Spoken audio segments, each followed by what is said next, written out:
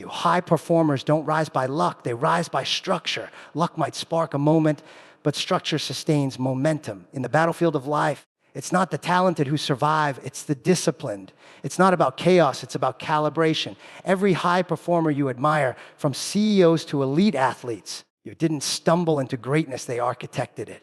Brick by brick, system by system, they built routines so tight, so precise, that excellence became muscle memory.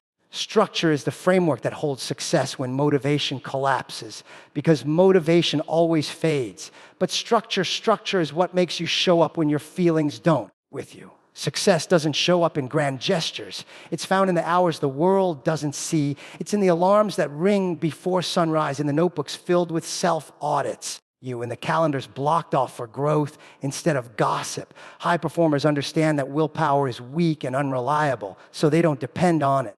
They create a structure that bypasses the need for constant motivation. They automate greatness. Their life isn't run by emotion, it's run by execution. And the foundation of that execution is structure. When a high performer wakes up, the day doesn't just happen to them, they happen to the day. Your morning routines aren't luxuries, they're non-negotiables. It's where the mental armor gets fitted. No scrolling, no reacting, no chaos, just clarity, meditation, journaling, workouts, reading. Whatever combination creates presence and power, it's executed with religious consistency. Not because it's exciting every time, but because consistency compounds. Structure is not about perfection, it's about predictability. Predictability in the right direction builds confidence, and confidence is oxygen when the mission gets heavy. You look at the lives of average performers and you'll see randomness, reactive behaviors, no rhythm. They're chasing feelings, not standards. High performers operate on standards that don't flex with mood. Their schedule reflects their future, not their feelings. If something is important, it's not left to chance. It's blocked, planned, executed, reviewed. Structure becomes a language, a way of telling the world, I know where I'm going, and I'm not waiting for permission to get there. Most people waste hours in the name of freedom. High performers restrict themselves in the name of purpose. It's a different mindset.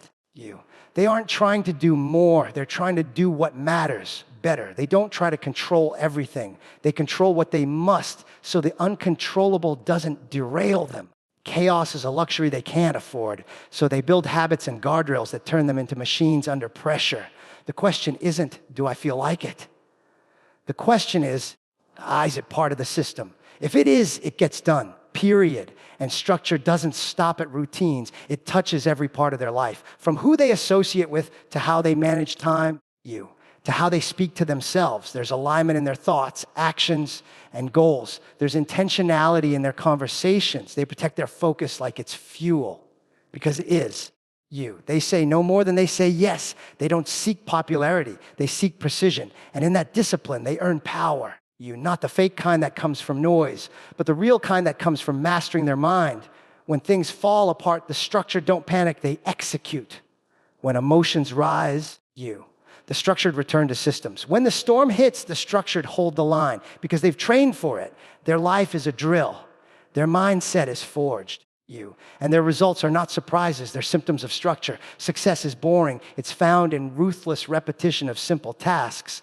Not in the flash, not in the drama, not in the highlight reels people chase, but in the quiet, unglamorous trenches of discipline.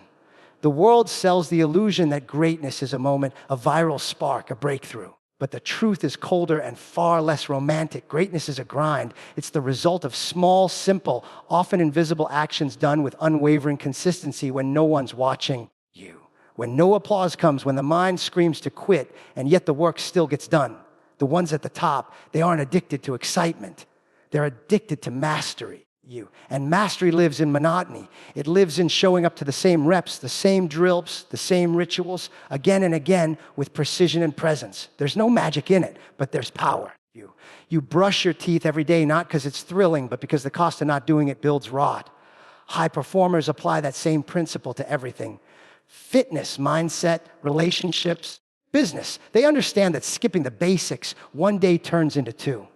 Two becomes a week. A week becomes the end of momentum, so they don't miss, even when they hate it, especially when they hate it. People quit not because things are hard, but because they're repetitive, because the brain craves novelty and the soul craves comfort. But the mission doesn't care about your cravings. The mission only responds to commitment. The runway to success isn't lined with fireworks. It's lined with checklists, mundane, repeatable, boring checklists. Want to build strength. Same movements, you. Same lifts, same grind. Want to build a brand, same content, same message, same process. Want to master your mind, same habits, same silence, same internal warfare. That's where success is born, in the boring.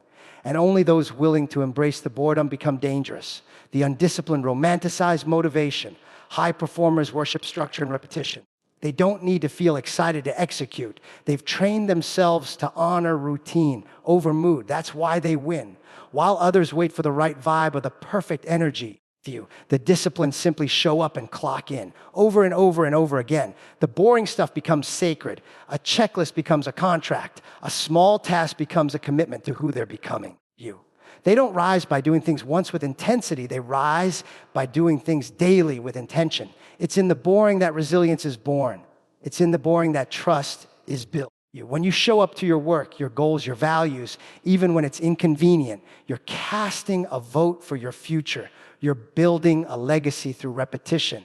Because repetition is reputation, not just how others see you, but how you begin to see yourself when your actions align with your ambition long enough. Belief hardens into identity. And identity, once locked in, becomes unshakable. Ask anyone who's earned something real, the medal, the business, the peace. They'll tell you the journey wasn't exciting most days. It was predictable, rigid, plain. But that's where the real warriors live. That's where character is carved. That's where confidence is earned, not from the outcome, but from surviving the boring and still showing up with fire. The mediocre chase stimulation, the elite chase simplicity, because they understand the hidden cost of inconsistency. They know how easy it is to fall in love with the idea of success, but divorce the process. So they stay married to the process, even when it feels dull, even when it gets repetitive. Because they know what's on the other side. The boring is where the gap is created. It's where the gap widens. Most people will sprint for a week, but they won't crawl for a year. The high performers will crawl as long as it takes. They're not seduced by speed. They're committed to sustainability. And that sustainability is built brick by boring brick. There's no shortcut, There's just work, repeated, repeated, repeated, until it's no longer just something they do. It becomes who they are. Demons rarely look like enemies. They often come dressed as allies. That's what makes them dangerous. Not the horns, not the fire, not the threat, but the camouflage. They don't walk in with warnings. They walk in with warm smiles. They don't attack with swords. They manipulate with sympathy. They speak your language. They mirror your pain. They nod at your dreams. But beneath the surface, they're decoding your vulnerabilities, storing your weaknesses, and waiting for the moment when they can exploit your cracks. You think you're building a bond, but they're building a blueprint to destroy you from the inside out. Most people are prepared for war with the obvious. They know how to spot loud hate, but they miss the quiet sabotage. They miss the conversations layered in subtle envy. The compliments that echo with resentment, the support that comes with silent conditions. Real demons aren't loud. They're patient. They embed themselves into your routines, your trust, your comfort zone. They clap for you in public and compete with you in private. They cheer when you lose and hide their frustration when you win. And because they carry the mask of familiarity, you second guess your instincts, you hesitate to call it out, you shrink your suspicion, you give them another chance, and another, until the damage is already done. This is why discernment is more critical than loyalty. Just because someone has been around doesn't mean they should stay around. Longevity doesn't equal loyalty. History doesn't mean harmony. Some of the most dangerous people in your life will be the ones who've studied you the longest. They know the right words, the right moments, the right ones to reopen you. They don't need to force you to fall. They just need to nudge you when you're already off balance. And you let them close because they feel familiar, because they've cried with you, because they've helped you, because they were there. But so was your shadow. Just because it follows you doesn't mean it's for you. High performers learn to stop judging people by their presence and start judging them by their patterns. Because demons don't disappear, they adapt. They'll shift into whatever role makes you keep them close. The victim, the helper, the protector. They'll play parts that make you feel guilty for questioning them. They'll weaponize your empathy. They'll twist your kindness into silence. You'll find yourself defending them while they're quietly dismantling you. And when the betrayal finally surfaces, it won't be loud. It'll be surgical, a slow leak in your energy, a shift in your drive, a weight in your chest. You'll realize they weren't feeding you. They were feeding off you. You pay attention to how people react when your standards rise, when your boundaries sharpen, when you stop needing, stop explaining, stop justifying. That's when the masks start slipping you. That's when the true face of the demon shows, because demons can't survive where clarity lives. They need fog. They need confusion. They need access without accountability. When you remove that, they'll call you selfish. They'll say you've changed. They'll try to shame your growth. But that's the test. That's the proof. That's the exposure. You weren't imagining the unease, the shift in tone, the cold applause. You were just trained to dismiss it because of who it came from, because society tells you to keep peace, to keep family, to keep old friendships. But peace that costs your power is war in disguise, and family isn't who shares your name. It's who protects your flame. Some of the most painful decisions you'll ever make won't be about walking away from enemies. They'll be about walking away from people you loved, people you trusted, people you prayed would change you. But you can't heal around hands that keep reopening the wound. You can't fly when your wings are tied to guilt. You can't grow when your soil is soaked in manipulation. It takes a certain kind of courage to look someone in the eye and know they're not for you, even if they say they are, even if they act like they are. Even if part of you still wants them to be you. It's not bitterness. It's not hate. It's clarity. And clarity is a threat to every mask. When you finally stop chasing intentions and start evaluating impact, the truth speaks loud. And most times, it whispers that the real danger never knocked. It walked right in, smiled, and said it came to help. If they drain your energy, they're not part of your destiny. It doesn't matter how long they've been around, how much history you share, or what titles they hold in your life. Connection doesn't equal alignment. Familiarity doesn't guarantee future you. Your energy is your mission fuel, and if someone is constantly pulling from it without pouring back in, they become a liability. Not because they're evil, but because they're exhausting you. Because the weight they add to your spirit outweighs any help they offer your journey. And when you're serious about where you're going, you start to realize that peace is not a luxury, it's a prerequisite. Some people don't hate you, they just hate what your growth reveals about them. They don't consciously set out to destroy you, but they function as anchors in your life. You try to take flight, and suddenly you feel heavy. You feel drained, distracted, unsure. You start second guessing moves that once felt solid. You hesitate before you speak. You dim your light, not because you lack power, but because you're surrounded by people who flinch when it shines. These are the quiet thieves of progress.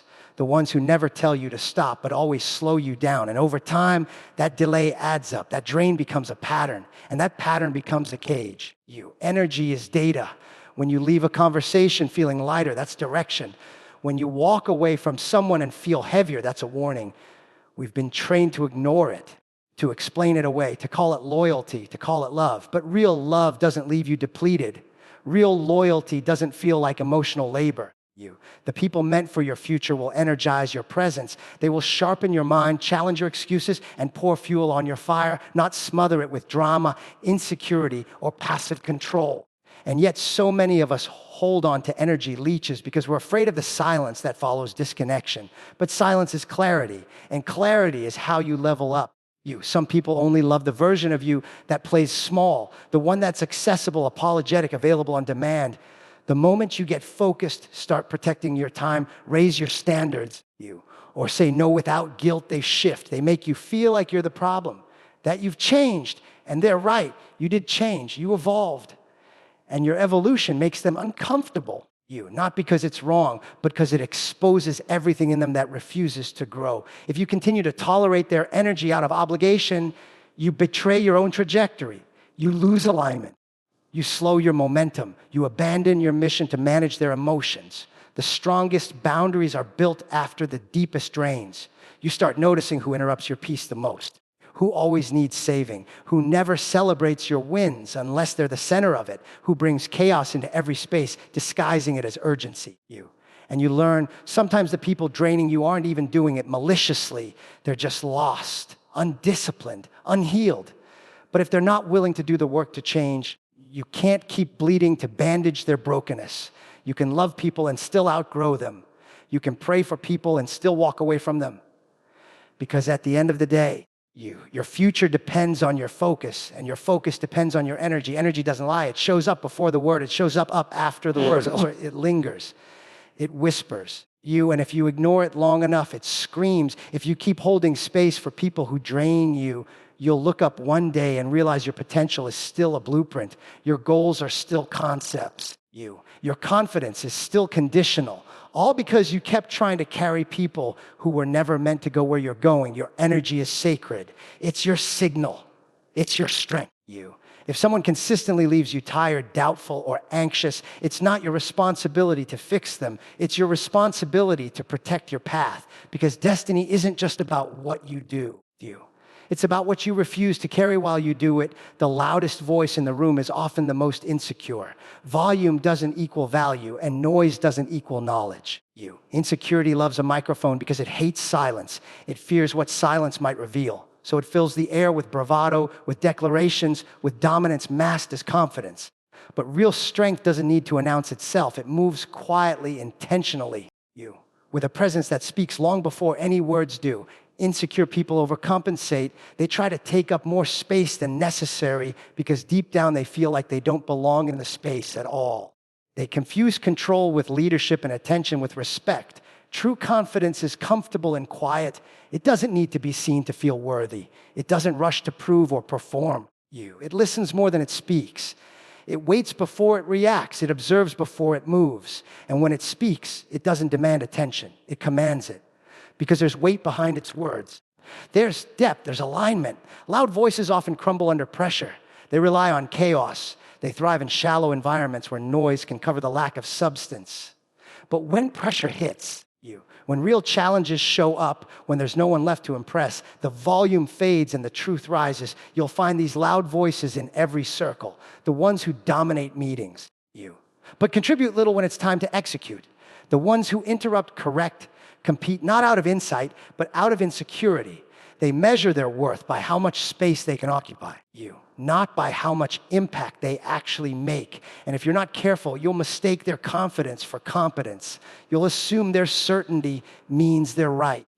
But certainty is easy when you're speaking from ego, not experience. True leaders don't need to be the loudest. They let their work speak. Their presence communicates what their words don't need to.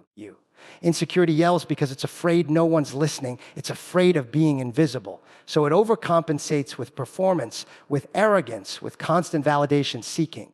The loudest one in the room is usually the one most disconnected from their own worth. Because when you know who you are, you don't need the room to agree with you. You don't need to dominate the conversation. You don't need to be right all the time. You just need to be real. And real doesn't always need a stage. The loud voice uses noise to cover wounds. It hides behind certainty to avoid scrutiny. It changes its tone based on who's watching. It flexes when it's safe, but folds when it's challenged. That's the paradox. What looks powerful is often fragile. What sounds dominant is often desperate. And what appears bold is often a mask. The ones who truly know themselves don't need to announce it. They walk in alignment, and alignment is louder than volume. You can spot the insecure loud voice by how it reacts to silence. It gets uncomfortable when it's not the center. It tries to hijack attention, twist narratives, inflate accomplishments. It needs applause because applause is the only thing holding its ego together. But silence exposes you. Silence reveals who's grounded and who's grasping. And when you're grounded, you don't chase moments, you create them. You don't fill rooms, you anchor them. You don't scream for relevance. You embody it. So pay attention to who's talking the most. Pay attention to why they're talking. Is it rooted in service or self? Is it backed by value or driven by void? Not everyone who sounds strong is steady, and not everyone who's quiet is weak. Some of the most dangerous minds speak the least. Some of the most powerful people are the ones listening in the back, calculating, assessing, moving in silence until it's time to act. Because they understand that true power doesn't speak to be heard. It speaks when it matters. The insecure need the spotlight. The secure are the spotlight. And when you know your worth, you don't need to raise your voice. You just need to raise your standards. High performers guard their mornings like a battlefield, not because they're obsessed with routine, but because they understand that how you start your day sets the tone for how you move through your mission. The morning is where momentum is born, where clarity sharpens you, and where the war between intention and distraction begins. It's not just about what you do, it's about what you don't allow. No scrolling, no reacting, no aimless drifting into chaos. The morning isn't for negotiation, it's for preparation. High performers don't stumble into their day. They launch into it with precision because they know the first hours are sacred ground. In a world that constantly pulls at your attention, the morning becomes your fortress. The noise of the world is waiting. Emails, text, demands, fires to put out. But high performers delay the world's access. They don't give away their mind before they've even armed it. Before they let the external in, they fortify the internal. That could be meditation, journaling, reading, training, prayer, or silence. It doesn't matter what it looks like. It matters that it's intentional. Mornings are not a time to be passive. They're a time to get offensive. Because the world won't wait for you to get your mind right. It'll come swinging whether you're ready or not. You can tell the difference between someone who owns their morning and someone who survives it. One walks into the day composed, the other already in chaos. One leads the day, the other reacts to it. And that difference, it's not magic, it's structure, it's discipline. It's choosing to make yourself uncomfortable in the short term to build control in the long term. That workout you don't want to do, that quiet time you don't feel like sitting through, that planning session that seems repetitive, those are the drills, those are the reps. That's the prep that turns pressure into performance. For high performers, the morning isn't just a window of time, it's a weapon. A psychological edge, a reminder that their life is run by mission, not emotion. Because if you lose the morning, you lose the rhythm. You're already playing catch up. You're already in reaction mode. And reaction is the death of excellence. The ones who win consistently aren't winging it. They're scripting it. Not every second, but the first part. The foundation, they know exactly what they need to feel grounded, clear, and activated. They protect it like it's sacred because it is. The morning is where their standard is reinforced. It's easy to sleep in when no one's watching. It's easy to coast into the day when nothing's urgent. But high performers know that the absence of urgency is not the absence of importance. Discipline isn't about pressure, it's about purpose. They understand that every morning is a vote for who they're becoming, a chance to recommit, a chance to sharpen the blade. They use the stillness to recalibrate, to reframe the noise. To remind themselves that before they respond to the world, they must first respond to their calling. That's why the morning matters. It's not about ego. It's not about hustle culture. It's about alignment. People look at high performers and assume they have more time. They don't. They just refuse to waste the first part of it. They treat the morning like a general treats a strategy meeting. It's not a luxury. It's mission critical. Distractions are the enemy. Doubt is the enemy. Drift is the enemy.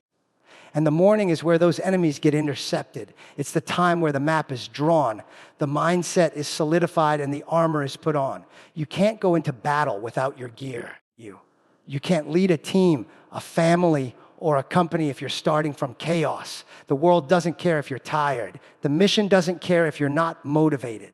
But if your morning is solid, your response is solid. If your morning is intentional, your impact is intentional. Because the way you do the first hour sets the standard for the next 23. And high performers don't gamble with their standard. They guard it like a battlefield. Leveling up requires letting go. Everyone can't go with you. That's not bitterness, it's biology. Growth is a process of shedding old habits, old patterns, old environments, and sometimes old people. The version of you that's built for the next level doesn't survive in the same atmosphere as the version of you that stayed stuck. And not everyone in your life is meant to evolve at your pace. Some are only aligned with your past, not your potential. They were good for who you were, but not for who you're becoming. And when you hold on to people whose mindset is rooted in your former self, you tie your growth to their limitations. You don't need to cut people off with anger, but you do need to cut ties with permission. Permission to evolve without explaining. Permission to choose alignment over attachment. Because there's a difference between loyalty and limitation. Some people confuse guilt with love. They make you feel like moving forward is betrayal. Like outgrowing conversations, circles, or dysfunction is disrespectful.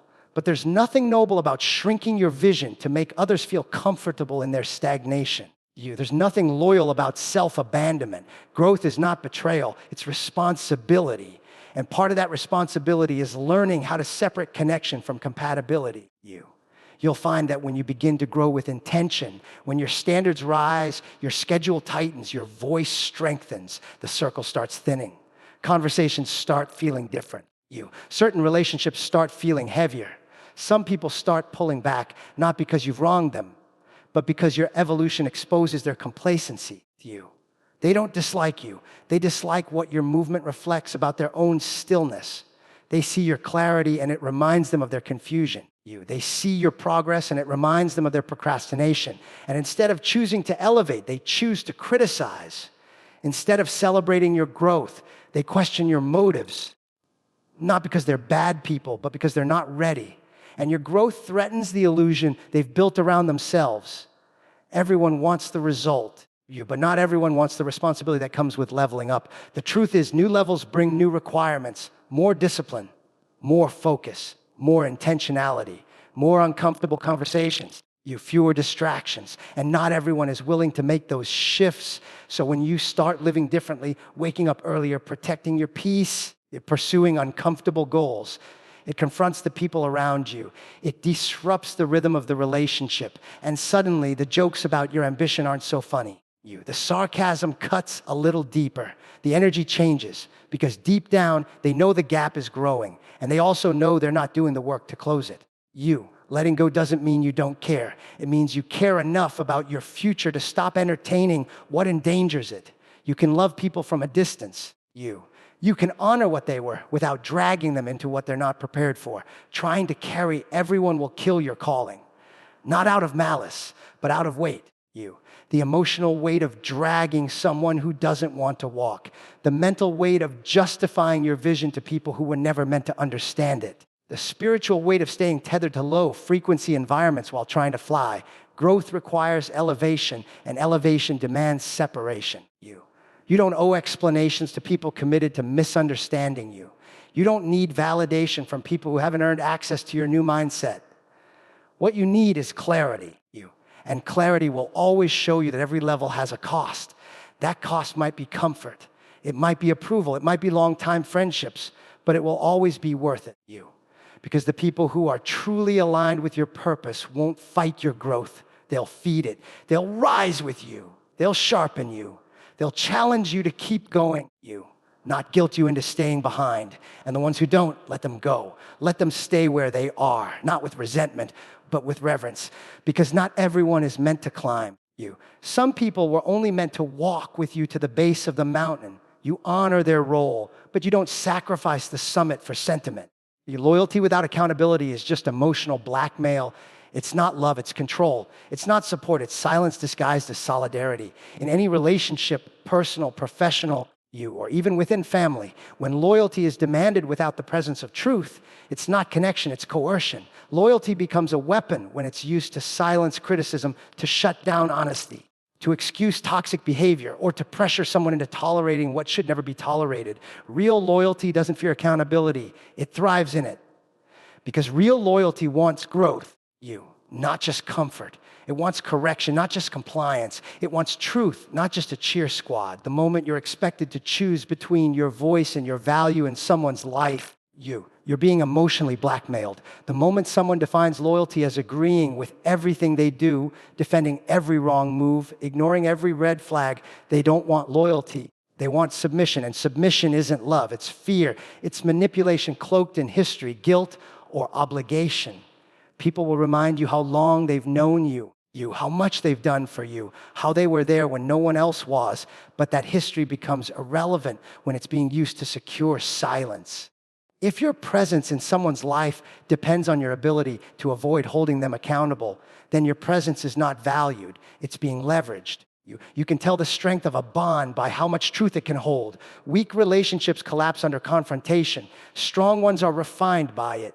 Because when there's genuine loyalty, calling each other out doesn't feel like betrayal. It feels like responsibility. It feels like love that's willing to stretch into uncomfortable places.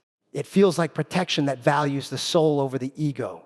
But in emotionally manipulative dynamics, accountability is seen as disloyalty. You question something and suddenly you're ungrateful. You speak your truth and now you're disloyal. You set boundaries and you're accused of turning your back. This is the cycle of emotional blackmail, twisting your integrity into betrayal to protect someone else's dysfunction. High performers, high value individuals, you, and anyone on a mission to grow eventually learn that loyalty must have limits.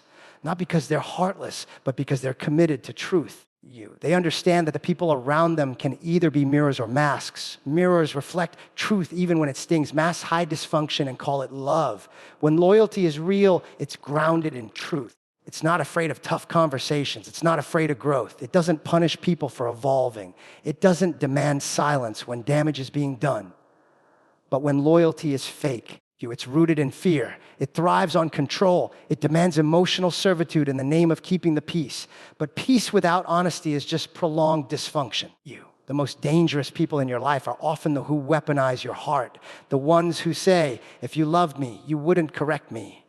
Or, if you were loyal, you'd have my back no matter what. That's not loyalty, that's leverage.